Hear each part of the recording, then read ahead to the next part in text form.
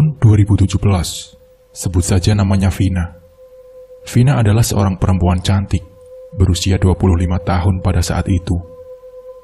Selain cantik, pribadinya yang baik dan ramah juga menjadi nilai plus, sehingga membuatnya disenangi oleh orang-orang di sekitarnya.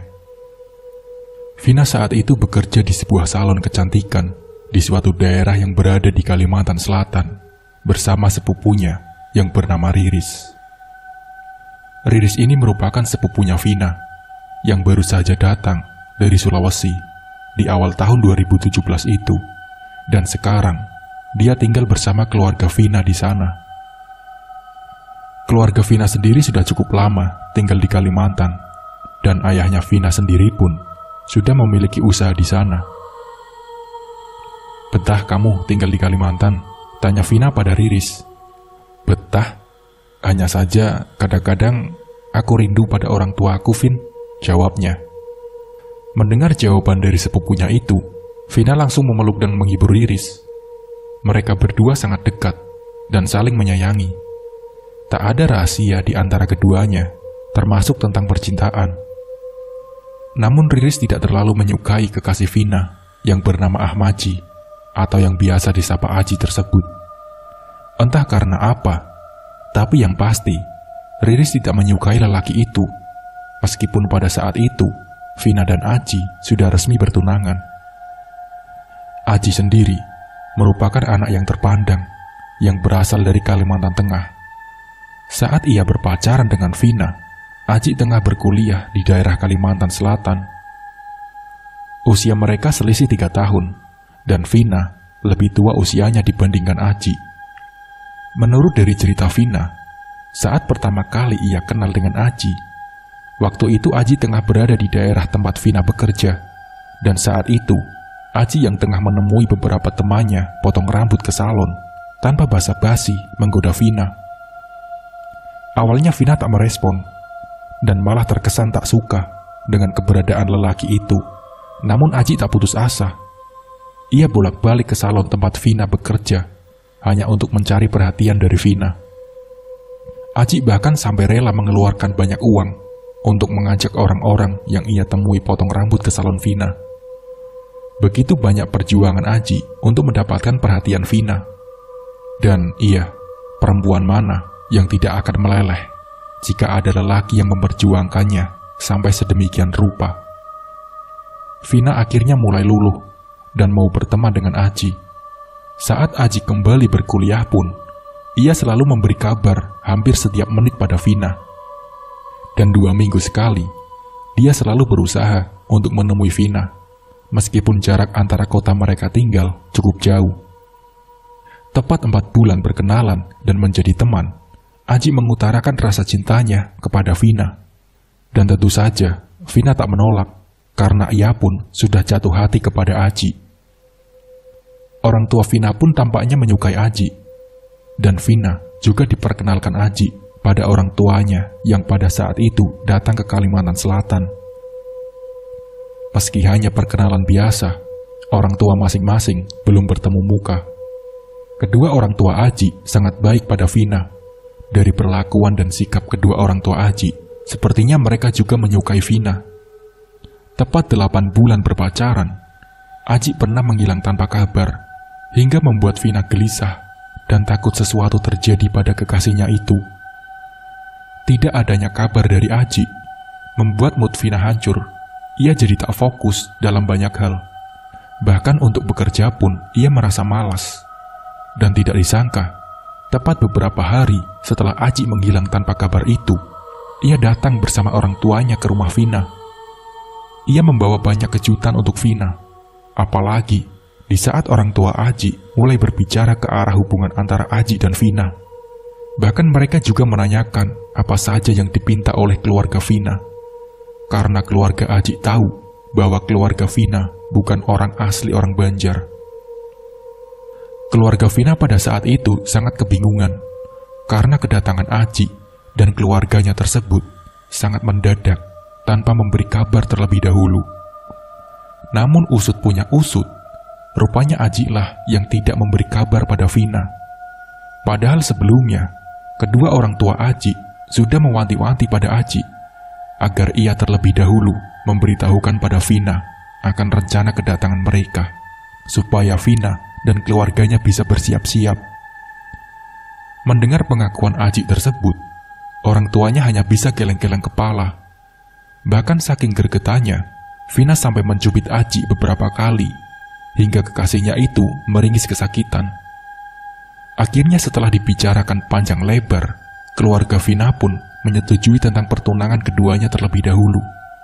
Karena memang, antara keluarga Aji dan Vina memiliki adat yang jauh berbeda, sehingga untuk memutuskan berapa uang hantaran yang dipinta pun, keluarga Vina harus berunding terlebih dahulu dengan keluarga besar mereka.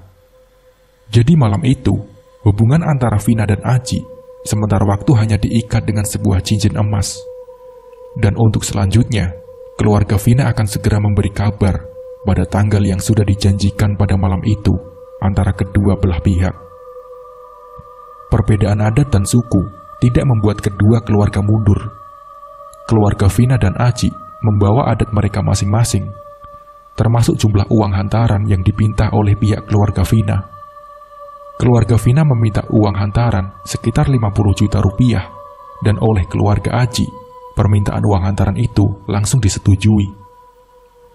Padahal pada saat itu, rata-rata uang hantaran di Kalimantan Tengah hanya berkisar 10-20 juta saja. Tapi karena mereka tahu dengan perbedaan adat antara mereka sama sekali tidak mempermasalahkan hal itu. Kamu betah kan kerja di salon itu, Riz? Tanya Vina di suatu malam saat mereka berdua akan tidur. Iya, tapi setelah kamu dan Aji menikah nanti, kamu akan berhenti dari salon kan? Vina pun tersenyum. Ia menatap langit-langit kamarnya. Riz, menurutmu Aji itu orangnya bagaimana sih? Tanya Vina. Kalau menurutku yang baru mengenalnya, dia itu baik, tapi aku tidak menyukainya, Vin, ucap Riris. Alis Vina pun mengerut. Katamu dia baik, tapi kenapa kamu tidak suka? Kata Vina kepada Riris. Ya, karena dia akan mengambilmu dariku. Setelah kalian menikah, kamu pasti ikut bersamanya kan? Dan kita pasti akan jarang bertemu. Tak ada lagi teman curhatku setelah kamu ikut dengannya nanti, kata Riris kepada Vina. Vina pun tertawa mendengar jawaban Riris yang dianggapnya lucu. Beberapa bulan setelah perundingan itu, akhirnya keluarga besar Aji pun datang langsung dari Kalimantan Tengah untuk lamaran ke rumah keluarga Vina. Di rumah, Vina tampak sibuk mempersiapkan diri dengan pakaian dan berdandan paling cantik, dibantu oleh Riris. Raut wajah Vina tampak bahagia sekali, namun berbeda dengan raut wajah Riris yang terlihat sendu. Aku doakan dalam waktu dekat ini, kamu juga segera menemukan cintamu ya, Riz, ucap Vina. Riris pun tersenyum mengangguk. Ia lantas memeluk Vina yang sudah siap akan keluar dari kamar. Terdengar di halaman rumah mereka beberapa buah mobil yang berhenti di halaman. Suara orang-orang di luar pun mulai ramai. Riris menggandeng tangan Vina. Harusnya kau tidak keluar, Vin, kata Riris kepada Vina. Tapi kalau aku tidak keluar, nanti apa kata calon mertuaku? Adat mereka kan berbeda dengan kita, Riz. Jadi mengalah sedikit tidak apa-apa kan? Ucap Vina kepada Riris. Riris pun menghela nafas. Di luar, keluarga Aji sudah duduk memenuhi ruangan. Bahkan ada beberapa yang duduk di luar rumah karena tidak kebagian tempat untuk duduk di dalam. Singkat cerita, proses lamaran berjalan dengan lancar dan tanggal serta bulan pernikahan pun sudah ditentukan. Mulai saat ini, aku sudah tidak ingin kamu bekerja lagi, Vin. Segala kebutuhanmu akan aku tanggung, ujar Aji kepada Vina. Tapi aku, saut Vina. Dalam keluarga kami, pantang bagi perempuan untuk bekerja, karena yang bekerja dan mencari nafkah itu sudah menjadi kewajiban dan tugas lelaki. Perempuan tinggal duduk di rumah, menunggu dan menikmati hasilnya, kata Aji kepada Vina. Vina pun terdiam. Kalau kamu tidak menuruti aturan itu, maka pasti aku yang akan dicemooh oleh keluargaku, karena dianggap tidak bisa memenuhi kewajibanku sebagai suami.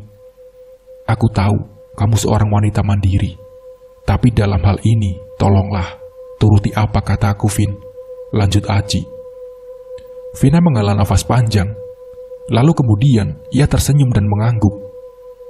Baiklah, aku akan segera berhenti dari pekerjaanku besok, jawab Vina kepada Aji. Terima kasih sayang, ucap Aji tersenyum. Pernikahan mereka akan dilaksanakan sebelum hari raya Kurban tahun 2017 itu. Dan benar saja, setelah resmi dilamar dan hanya tinggal menunggu hari pernikahan, Vina pun berhenti dari pekerjaannya sesuai dengan permintaan Aji. Sebelum keluarga Aji pulang, ibunya Aji terlebih dulu mengobrol empat mata dengan Vina. Mereka mengobrol dengan hangat, bahkan Vina merasa sangat nyaman ketika berbicara dengan ibunya Aji. Kini yang bekerja di salon tinggal Riris. Riris pulang pergi sendiri dengan mengendarai motor Beat milik Vina yang sering mereka pakai bersama. Saat memasuki bulan Ramadan, Aji mengantarkan uang untuk Vina. Namun hingga Ramadan berakhir, Aji tak pernah lagi ke rumahnya. Ia hanya mengirimkan uang melalui rekening untuk Vina. Jika ditanya, jawaban Aji selalu sama, yakni sibuk.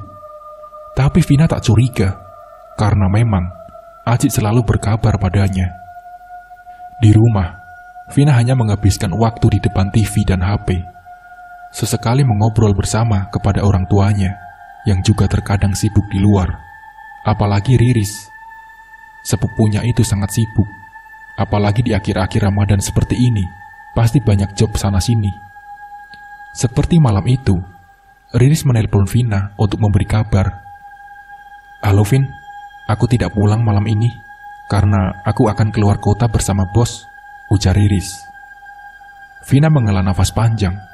Tampaknya, ia akan menyiapkan menu buka puasa seorang diri. Sesampainya di kota, Riris dan bosnya langsung pergi ke pusat perbelanjaan.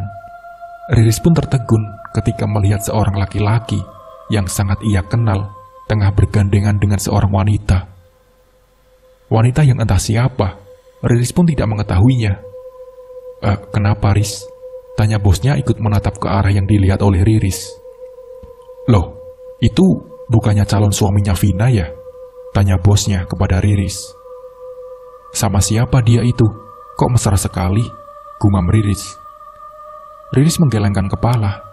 Beberapa saat kemudian, ia langsung berjalan ke arah Aji dan perempuan itu. Ia melabrak Aji yang tampak kaget mengetahui ada Riris sepupunya Vina di sana. Dia siapa, Ji? Tanya Riris meledak. Kau berselingkuh dari Vina? Bentak Riris tak terkendali. Suaranya melenting nyaring, membuat orang-orang di sekitar mereka langsung menoleh. Bosnya Riris langsung menenangkan gadis itu. Aji yang ditanya bukannya menjawab, malah ia membuang muka dan bermaksud untuk pergi andai bajunya tidak Riris tarik. Aku akan beritahu Vina, ancam Riris. Beritahulah kalau dia percaya padamu, jawab Aji yang membuat mata bosnya Riris langsung melotot. Aji pergi sambil menggandeng selingkuhannya. Tapi memedulikan Riris yang menatapnya dengan penuh amarah. Bosnya Riris lantas mengeluarkan HP dan memfoto Aji juga selingkuhannya. Setidaknya ini bisa dijadikan bukti, dan untuk selebihnya Vina bisa menyelidikinya lagi, kata bosnya Riris. Sesampainya di rumah, Riris langsung memberitahukan semuanya kepada Vina. Namun Vina yang sudah terlanjur bucin tidak percaya sedikitpun dengan apa yang dikatakan oleh Riris. Vin, ini buktinya, Vin. Dia bukan laki-laki yang baik. Dia berselingkuh di belakangmu, Vin. Buka matamu, Vin.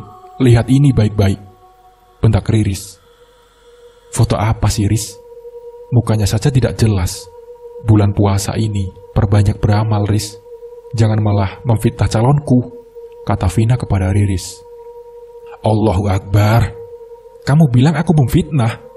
Oke, sekarang terserah kamu, Vin. Kamu mau percaya atau tidak? Yang jelas, aku sudah memberitahumu. Kalau kamu masih punya otak, silahkan, kamu selidiki sendiri. Ujar Riris menyudahi perdebatan antara ia dan Vina. Vina hanya menggelengkan kepala melihat kepergian Riris. Namun semenjak saat itu, Vina jadi kepikiran dengan apa yang dikatakan Riris. Singkatnya, ketika Lebaran telah tiba, Aji tak datang ke rumah untuk berhari raya bersama Vina dan keluarganya, karena ia beralasan akan pergi ke Kalimantan Tengah ke rumah orang tuanya. Vina tentu saja tidak curiga. Sehari setelah Lebaran, Vina dan keluarganya pergi ke daerah yang berdekatan dengan tempat Aji berkuliah. Mereka berlibur untuk sekedar melepaskan rasa penat. Saat Vina dan keluarganya tengah makan di sebuah warung, ayahnya Vina yang saat itu mendapat telepon dari temannya langsung keluar dari warung. Sementara di meja, Vina dan yang lainnya masih asik bercerita. Tiba-tiba, ayahnya Vina masuk kembali ke dalam warung dengan raut wajah penuh emosi.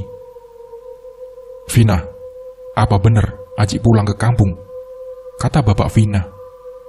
Vina pun mengerutkan alisnya. "Iya pak, memangnya kenapa?" jawab Vina. "Bapak melihat Aji di seberang jalan sana sambil bergandengan dengan perempuan," ujar ayahnya Vina geram. Vina tersentak kaget, begitu juga dengan yang lainnya. Hanya wajah Riris yang terlihat datar, bahkan ia tak terkejut sama sekali. Vina berlari keluar warung makan itu. Memang benar, di seberang jalan sana ada mobil yang sering dipakai oleh Aji tengah terparkir. Dengan perasaan tak karuan, Vina langsung menghampiri pemilik mobil yang tak lain adalah Aji. Aji baru saja keluar dari sebuah toko dengan seorang perempuan cantik. Ia tampak kaget melihat Vina yang sudah berdiri di hadapannya. "Sayang," kata Aji. Air mata Vina langsung merembus tak terbendung. Ia tak bisa berkata-kata, hanya terdengar suara tangis dan mulutnya yang terlihat bergetar saat itu. Sebuah tamparan cukup keras dan nyaring melayang ke wajah Aji. Ayahnya Vina tampak sangat marah pada calon menantunya itu. Sementara Riris langsung memeluk dan menenangkan Vina. Riris disuruh ayahnya Vina untuk membawa Vina pergi dari situ. Dan saat mereka menjauh, Riris tahu bahwa ayahnya Vina pasti memarahi Aji habis-habisan setelah mereka pergi. Sesampainya di penginapan, Vina hanya bisa menangis dan meratap di pelukan Riris. Matanya sembab dan merah. HP-nya juga terus-terusan berdering sejak mereka pulang. Banyak panggilan dari Aji yang tak dijawab oleh Vina. Rencana liburan 1 minggu itu batal, dan keesokan harinya mereka langsung pulang ke rumah. Sejak kejadian malam itu, ayahnya Vina tak berbicara apa-apa. Namun dapat dipastikan, sang ayah tentu sangat marah dan kecewa pada Aji. "Vina, batalkan saja rencana pernikahan itu. Jangan diteruskan. Bapak benar-benar tidak bisa lagi menerima laki-laki itu sebagai menantuku," ujar ayahnya Vina sesampainya mereka di rumah. Vina pun tak menjawab. Ia lantas langsung masuk ke kamarnya. Namun, mungkin karena rasa sayangnya yang begitu besar terhadap Aji, Vina akhirnya mau menemui Aji dan menerima permintaan maaf dari lelaki itu. Aji menghapus semua nomor-nomor telepon perempuan di HP-nya dan menyuruh Vina untuk mengecek sendiri isi HP-nya. Ia juga berjanji untuk tidak akan pernah mengulangi kekhilafahnya lagi. Intinya, Aji meminta kesempatan kedua pada Vina dan ingin melanjutkan hubungannya dengan Vina hingga ke jenjang pernikahan. Mendengar keputusan Vina yang mau menerima Aji kembali itu membuat orang tuanya marah. Mereka menekan agar Vina memutuskan hubungan dengan Aji, dan mereka siap mengembalikan uang hantaran kepada keluarga Aji. Namun Vina menangis, memohon bahkan sampai bersujud di kaki orang tuanya agar mau memberikan kesempatan kedua untuk Aji. Dia berjanji tidak akan mengulangi kesalahannya, Pak. Vina mohon, berikan kesempatan Aji sekali lagi.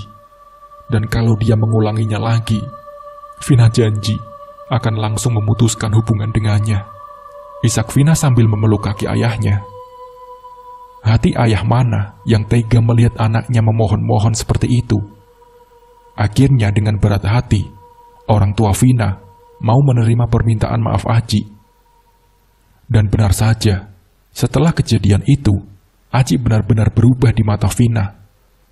Saat bertemu pun, ia selalu menyuruh Vina untuk mengecek HP miliknya, dan begitu pun sebaliknya.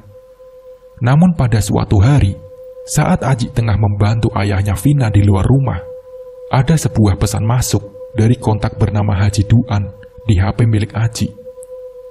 Yang anehnya, pesan itu berisi kata-kata mesra yang terasa janggal jika dikirimkan oleh seorang laki-laki kepada laki-laki.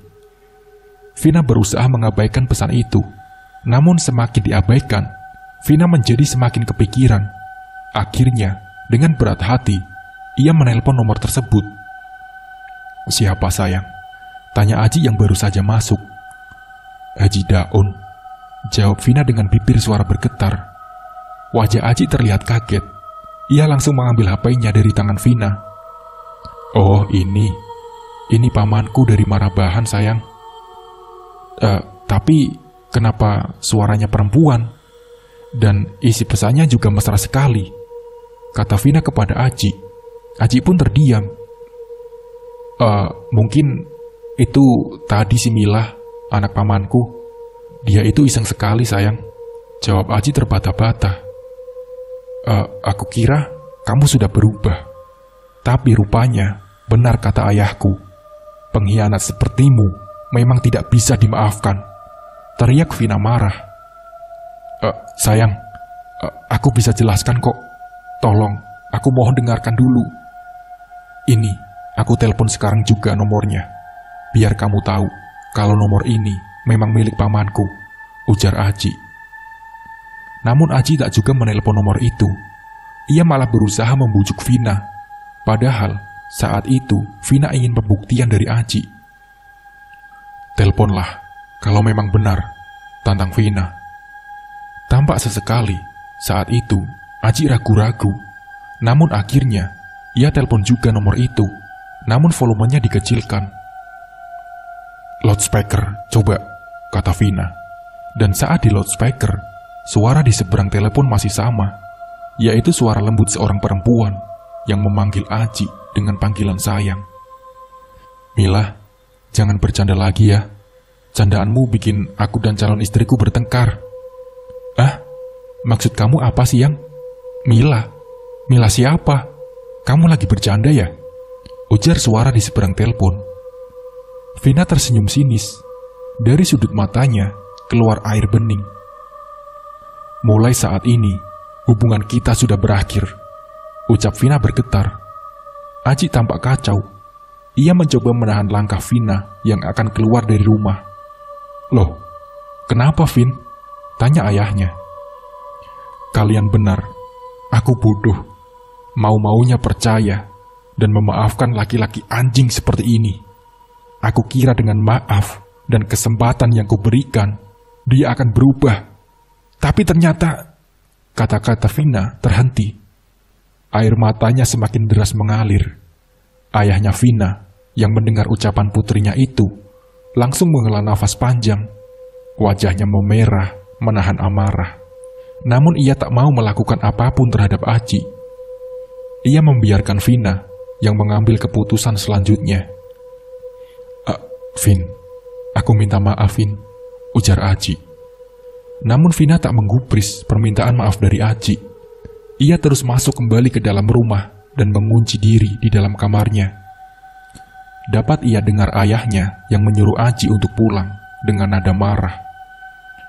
2 hari 2 malam, Vina mengurung diri di dalam kamar dan hanya menangis di tempat tidurnya. Dan di hari ketiga, ia keluar kamar dengan perasaan yang lebih baik setelah puas menangis. "Aku sudah yakin untuk membatalkan pernikahan ini. Lebih baik batal sekarang daripada nanti bercerai setelah pernikahan," ucap Vina. Raut wajah orang tuanya tampak lega mendengar keputusan Vina. Dan mungkin disinilah awal musibah itu. Vina menyampaikan keputusan pernikahan tersebut melalui telepon dengan orang tua Aji. Keluarga Vina juga mengatakan akan segera mengirimkan uang hantaran tersebut melalui rekening. Namun rupanya, orang tua Aji tidak mau jika uang tersebut dikembalikan. Mereka berkata kalau anggap saja uang itu sebagai kompetensi atas kesalahan Aji terhadap Vina. Tentu saja itu ditolak oleh ayahnya Vina. Namun mereka tak dapat berbuat apa-apa, karena setelah mengatakan hal tersebut, telepon pun dimatikan langsung oleh orang tua Aji. Beberapa waktu berlalu, setelah pembatalan rencana pernikahan, malam itu, ayahnya Vina pulang seorang diri dengan keadaan hujan. Namun entah bagaimana, tiba-tiba, seseorang muncul di tengah-tengah jalan menembus hujan yang sangat lebat, seperti menghadang laju motor yang dikendarai ayah Vina.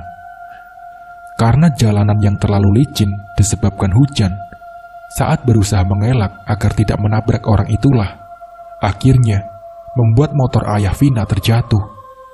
Tubuhnya mengempas jalan, dan karena benturan yang begitu keras, membuat ayah Vina tak sadarkan diri seketika. Untungnya, tidak begitu lama ada orang yang lewat di jalan itu, dan merekalah yang menolong ayah Vina membawanya ke klinik terdekat. Semenjak kecelakaan tunggal itu, keluarga Vina mulai dihantui oleh hal-hal yang tidak masuk akal. Bahkan Vina sekarang mulai berubah. Ia yang sebelumnya sudah kembali ceria, kini mendadak murung. Ia juga sering kedapatan melamun sembari memandangi foto-foto Aji. Dari hari ke hari, keadaan Vina semakin memprihatinkan. Bila diajak mengobrol pun, Vina tak pernah menanggapi. Pernah suatu malam, ia berteriak-teriak histeris memanggil-manggil nama Aji. Setelah sebelumnya foto-foto Aji Riris buang, teriakan Vina bagai orang kesurupan. Ia bahkan sampai mencakar-cakar wajahnya sendiri karena marah. Vina menjadi tak terkendali, dan rupanya hal itu terus berlangsung. Bila salah sedikit saja, Vina langsung mengamuk. Bahkan ia tak segan-segan menyakiti orang yang membuatnya marah, tak peduli meskipun orang itu adalah orang tuanya sendiri. Alhasil, karena takut menyakiti orang, akhirnya Vina mulai dikurung di kamarnya. "Aji! Aji!" teriak Vina histeris sambil menggedor-gedor pintu kamarnya. Setelah hampir 2 jam berteriak dan memanggil-manggil Aji, suara Vina perlahan-lahan menjadi senyap. Karena takut terjadi apa-apa pada Vina, orang tuanya lantas membuka pintu kamar tersebut. Dan alangkah kagetnya mereka begitu melihat Vina yang tengah ngacak-ngacak kotorannya sendiri. Bahkan di sekitaran mulutnya belepotan kotoran. 3 minggu sudah keadaan Vina seperti itu. Ia juga sudah dibawa berobat ke sana kemari, namun tetap tidak ada kemajuan. Malah sakitnya semakin bertambah parah. Vina benar-benar kehilangan akal dan ingatan akan orang-orang di sekitarnya. Yang ia ingat hanyalah Aji. Di suatu malam, saat itu hujan besar disertai angin ribut. Sejak sore hari, Vina sudah tidak terdengar suaranya. Orang tuanya mengintip dari lubang kunci, dan mereka tampak bingung dengan apa yang mereka lihat. Tingkah Vina di dalam kamar itu benar-benar menakutkan bagi siapa saja yang melihatnya. Ia duduk bersila, rambutnya menutupi wajah, dengan kepala menunduk. Kepalanya digerakkan ke kiri dan ke kanan, mirip seperti orang sedang tahlilan. Ayah Vina langsung membuka kunci pintu kamar tersebut dan berusaha menyadarkan Vina yang terus-terusan menggerak-gerakkan kepalanya ke kiri dan ke kanan sambil menyebutkan nama Aji berulang-ulang kali. Tubuh ayahnya terbanting mengenai meja rias, hingga kaki meja rias itu patah. Melihat suaminya meringis kesakitan, ibunya Vina lantas berlari mendekat. Ia berusaha membantu mengangkat tubuh suaminya itu. Namun baru saja melangkah, Vina langsung berteriak nyaring. Ia berteriak dengan kepala menengadah ke atas. Perlahan-lahan, Vina bangkit dari duduknya dan langsung menyerang sang ibu. Ayahnya Vina yang masih kesakitan itu berusaha menolong. Namun lagi-lagi, tenaga sang ayah kalah kuat dengan tenaga Vina yang sudah mirip seperti tenaga 5 orang laki-laki tersebut. "Mana Aji? Mana Aji?" teriak Vina dengan tangan yang terus menampar wajah ibunya berulang-ulang kali. "Vina, hentikan Vina!" teriak ayahnya gusar. Namun bukannya berhenti, Vina malah semakin menjadi-jadi. Leher ibunya dia cekik, hingga tubuh wanita itu sedikit terangkat. Kakinya berusaha menapak lantai, tapi cekikan Vina terlalu kuat hingga mampu mengangkat tubuh sang ibu dengan hanya 1 tangan. "Astaga!" teriak Riris yang baru pulang ke rumah. Riris mengedarkan pandangannya, mencari-cari sesuatu yang bisa dijadikan senjata untuk melumpuhkan Vina yang semakin brutal. Tiba-tiba, matanya tertuju pada tongkat kayu yang memang sudah lama berada di dekat lemari. Dan tanpa pikir panjang, Riris langsung memukulkan tongkat kayu itu ke kepala Vina hingga gadis itu jatuh tersungkur. Riris gemetar, ia langsung menangis meminta maaf kepada orang tua Vina. Vina, maafin aku, Vin. Aku tidak bermaksud menyakitimu. Karena andai aku terlambat sedikit saja, mamamu bisa mati, Vin." Isak Riris sambil terus memeluk tubuh Vina. Untungnya Vina tidak kenapa-napa gegara pukulan itu. Sudah sebulan lebih beberapa hari, keadaan Vina seperti itu. Bahkan, kini ia tak lagi mau berbicara ataupun makan. Ia hanya minum air.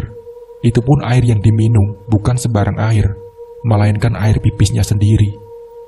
Wajahnya pucat, tubuhnya kurus, dan dari raut wajahnya tampak jelas sekali kalau dia sudah sangat tersiksa. Vina sekarang tak ubahnya bagaikan mayat hidup. Di hari ke-39, Vina sudah tidak bisa bangkit dari tempat tidur. Dari mulutnya selalu mengeluarkan cairan berlendir mirip lendir siput. Tubuhnya menggigil dan bibirnya membiru. Mungkin karena selama beberapa hari dia menolak makan dan hanya minum air kencingnya sendiri. Melihat keadaan Vina yang demikian, orang tua Vina sudah pasrah dengan apa yang akan terjadi pada Vina selanjutnya. Namun meski begitu, mereka masih berharap jika Vina bisa sembuh seperti sedia kala lagi. Akan tetapi, tepat pada malam ke-40, Vina meraung-raung seperti orang yang sangat kesakitan. Raungannya membangunkan semua orang yang berada di rumah. Dan begitu pintu kamar dibuka oleh ayahnya, terlihatlah Vina yang masih terbaring dengan tubuh yang sudah kejang-kejang. Matanya melotot menatap atas kamar, seolah sedang menatap sesuatu yang sangat menakutkan. Riris yang gugup dengan tangan gemetar langsung mengambil buku Yasin. Gadis itu sepertinya sudah mempunyai firasat tentang Vina. Dengan suara gemetar, Riris mulai membaca Yasin yang ada di tangannya, sambil sesekali menatap iba pada Vina yang masih meraung-raung. Hampir 3 jam Vina meraung-raung dengan menangis, dengan mata yang terus-menerus menatap ke langit-langit kamar. Hingga kemudian suara raungannya mulai menghilang, namun matanya masih tetap lekat menatap ke atas. Perlahan-lahan nafas Vina mulai berjangka. Puncaknya pada pukul 5 subuh. Vina berhenti bernapas, namun matanya masih tetap melotot ke atas. Vina dinyatakan meninggal dunia di usianya yang terbilang masih cukup muda. Ada beberapa orang yang mengatakan, termasuk mantan bos almarhum dulu, bahwa Vina kemungkinan terkena santet. Santet yang dikirim oleh keluarga mantan calon suaminya dulu. Apalagi keluarga mantan calon suaminya itu merupakan orang Dayak yang sedikit banyaknya pasti punya koneksi dengan dukun-dukun santet pedalaman. Hingga cerita ini ditulis, keluarga almarhum sudah tidak pernah lagi bertemu ataupun berkomunikasi dengan Aji. Bahkan uang hantaran itu pun tidak pernah diambil lagi oleh keluarga laki-laki. Nah, seperti itulah ceritanya. Semoga cerita ini bisa menjadi pembelajaran buat kita semua. Mungkin cukup sekian dari saya. Wassalamualaikum warahmatullahi wabarakatuh.